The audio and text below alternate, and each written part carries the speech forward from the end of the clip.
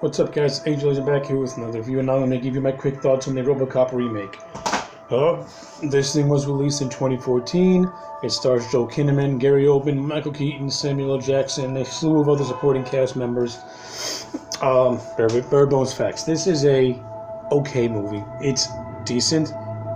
It's not bad. It's not good, but it's not bad. Comparing to the first movie, this movie collapses under its own weight. The remake really collapses under its own weight, where the original RoboCop was an over-the-top satire of Reaganomics and just violence in general. This movie tackles the real-world issues of robotics and drones and shit like that, but it doesn't do it in a cool, tongue-in-cheek way like the original movie does. It does it more in a very serious, hard-nosed way, but it's disguised as satire because you have Samuel L. Jackson playing a news reporter, and he's fucking hysterical in the movie. But the movie is more focused on the whole pro this and against this, and it's just the fun is sucked out of this movie because of that, because it's too serious. That's this movie's main problem. It's way too serious. Like the first movie, the first RoboCop, it was a dark, gritty satire.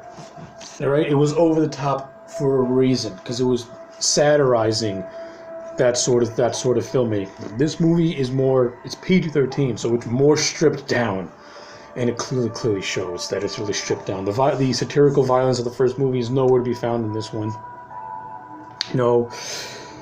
The actors are fine. Joel Kinnaman as Alex Murphy does a serviceable job. He does not have that commanding presence of Peter Weller, but he's better than John Robert Burke. So I'll give Kinnaman that. And I actually do like the idea of Murphy still having all his memories intact when he's put into the robotic suit, because you bring up the whole thing of how can this man assimilate to having a normal life, knowing that he's now pretty much half man, half machine. The movie tackles that, but it tackles that too much to the point where this movie becomes more of a dragging drama than it does an action romp like the first movie was. Like the first movie balanced out, RoboCop discovering his humanity while still maintaining that fun edge that it has throughout the film. The remake doesn't do that much, and whatever action is in this movie, it's shot well, but it's nothing spectacular. The only one cool action scene in this movie is the thermal scene, and you'll know when you see it. It's it's actually one of the best scenes and one of the best fight action scenes in the whole movie. The big brawl with RoboCop and the modernized version of Ed 219 is just okay. No, it's not bad. It's not horrible. The other actors, you have Michael Keaton playing a character called Raymond Sellers, who is the quote-unquote villain.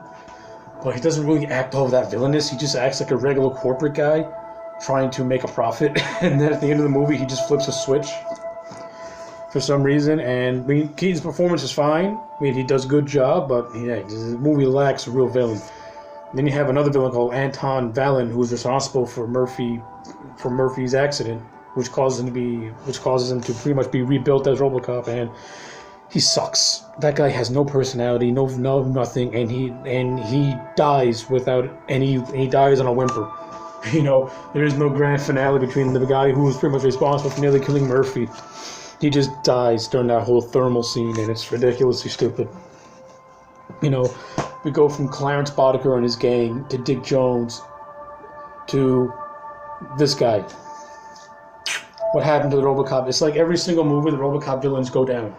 You had the maniacal bastard that is Dick Jones. You had the sleazy fun that was Kurtwood Smith. You had this interesting guy with a Messiah complex in Kane. And then you get to RoboCop 3 and the villain's garbage. And you get to this reboot and the villain's is just blasé. It's really bleh. You have, Gary Oldman's in this thing. He plays a character called Dr. Norton, who is responsible for, rebuilding Murphy as RoboCop. And I do like the relationship between Murphy and Norton. I thought that was a very strong suit, almost like a mentorship going on, and I really buy their friendship. Jackie Earl Haley's in this movie as a character called Maddox, and he has a fun little role. I'm not gonna lie. I like the rivalry between him and Murphy. I like the idea of him calling him Tin Man. It's pretty cool. It's pretty funny. And they had this really ridiculous montage where they're playing Over the Rainbow while Murphy's doing a simulation. So it's like, this movie is really unbalanced because it doesn't know what it wants to be. It doesn't know if it wants to be a serious movie or it wants to be a fun movie that's over the top and ridiculous. Like, it can't, like, the first movie was able to mesh everything just so well. This movie is disjointed because it doesn't know what it wants to be. You know, it automatically, from the first opening scene, it established itself as being, you know, funny. You know, you hear Sam Jackson, and then immediately after that, Murphy's all depressed because Lewis, who is now a man, which really aggravated, which I didn't like it then, and I don't like it now. Why is Lewis a man? I like Michael K. Williams as an actor. I got nothing against him as an actor, but Lewis to me has always been a woman, has always been a strong female character, and you make her a man. And how no one brought this up is beyond me back then. I was the only one that was aggravated that Lewis was a man. I don't care if you made Lewis black. Get Halle Berry. I don't give a shit. But Lewis should be a woman, not a man. Why was she a man? Why did you gender swap Lewis as a man? She was a strong female character. Yeah, I didn't mean to go on that tangent, but that really aggravates me. Where that's an unnecessary gender swap, and I hate gender swaps. Like, if a character was written as a woman, it's a woman. If it was written as a man, it's a man. Don't swap it, please. You're not being progressive. You're being retarded. Damn it! I hate when they do that. But all that being said, at least Michael K. Williams is a good actor, and I bought the friendship between him and Murphy. So they played off well off one another, and I grew to like Jack Lewis as the movie went on. So after a while, I got over the fact that Lewis was a man because at least, you know, that relationship, I bought the relationship and I liked it for the most part. So yeah, like, this movie does have the interesting idea of how Murphy, with all his memories intact, trying to wrestle with the fact of being being half man, half machine. I kind of like how the corporation is trying to control his emotions, trying to make him more machine than man, because they're trying to get this bill ratified that will allow, you know, drones to be police the United States, since it's been successful overseas. In the opening, and especially that opening scene, although because it was more successful overseas, so they want to bring that into America, but the Americans are not too keen on the idea of being policed by drones. Hence, how they got the idea for a RoboCop, the man who is a machine. So I think that idea was okay. But again, I think this movie is very sloppy. It's very disjointed. I mean, some things work, like Murphy's relationship with his wife and son is okay. The whole angle of police corruption I thought was tacked on. I didn't really care for it at all.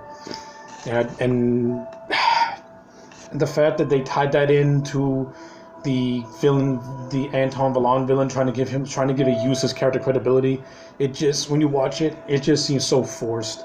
And I'm just not into that. I'm more into the whole Omnicorp storyline than I am the old subplot of Murphy trying to find out who tried to kill him storyline.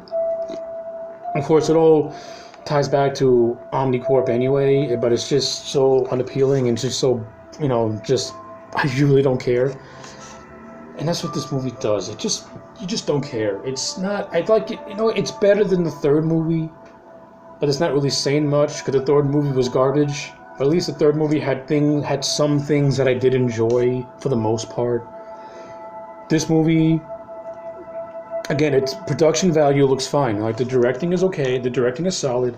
You know, Jose Pinilla did a good job at that. The action is well shot. You can actually see what's going on.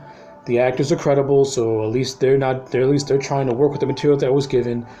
But I think this movie tried so hard to pay service to the original series instead of being its own thing, which is, don't do callbacks and nods, but don't try and recreate everything. And I think this movie tries so hard to do that, and it also really very flimsily tried to lift iconic lines from the original movie, and it just came across as so forced and so cheesy and corny. So anyway, yeah, those are my thoughts on the RoboCop remake. I really don't have a lot to say about this thing. At the end of the day, I'm gonna give it a 6 out of 10. It's better than the third movie. If you watch it by itself, it's serviceable. It's a decent action movie, but after it's over, you're not going to remember it, and that's a shame because a modern day version of RoboCop could have worked, but it doesn't know what it wants to be. It doesn't know if it wants to be a serious movie or a satire movie, and that's it. 6 out of 10. If you haven't seen it, you're not really missing much, but if you want to see it out of curiosity, it's at least a quick watch. It's a quick watch, and at least the actors are fun or make the movie somewhat entertaining. That's it. That's all I got to say. Like the video, subscribe, leave a comment. Check it back later. Peace.